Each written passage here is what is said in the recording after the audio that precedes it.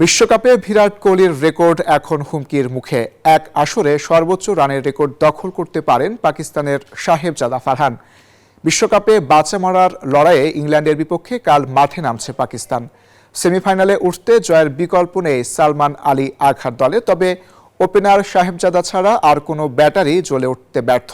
যদিও ফারহান মনে করেন ইংল্যান্ডের বিপক্ষে ঘুরে দাঁড়াবে পাকিস্তান। শ্রীলঙ্কার ক্যান্ডি থেকে আশিক সারোয়ারের রিপোর্ট।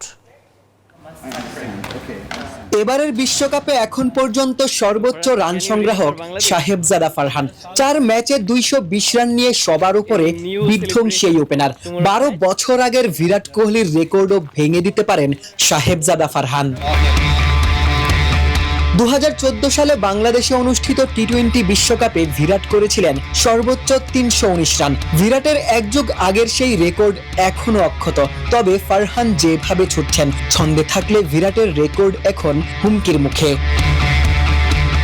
বিশ্বকাপে ফারহান কিংবা পাকিস্তানের স্বপ্নযাত্রা থেমে যেতে পারে ক্যান্ডিতেই। ইংল্যান্ডের বিপক্ষে পাকিস্তানের ডু অর ডাই ম্যাচ। কিউদের বিপক্ষে বৃষ্টিতে খেলা ভেস্তে গেলে 1 পয়েন্ট নিয়ে সন্তুষ্ট থাকতে হয় পাকিস্তানকে। ফলে সুপার 8-এর বাকি 2 ম্যাচেই জিততেই হবে, এমন সমীকরণের সামনে দাঁড়িয়ে সালমান আঘার দল।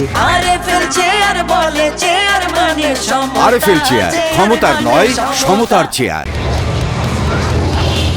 ক্যান্ডিতে ইংল্যান্ডের বিপক্ষে লঙ্কান স্পিনাররা ঝলক দেখিয়েছেন। পাকিস্তান দলেও কোয়ালিটি স্পিনারের অভাব নেই। ওসমান তারিক, শাদাব খান, আবরার আহমেদ, নওয়াজ এবং সাইম আইয়ুবরা স্পিন বিষয়ে ইংল্যান্ডকে কাবু করতে চায়।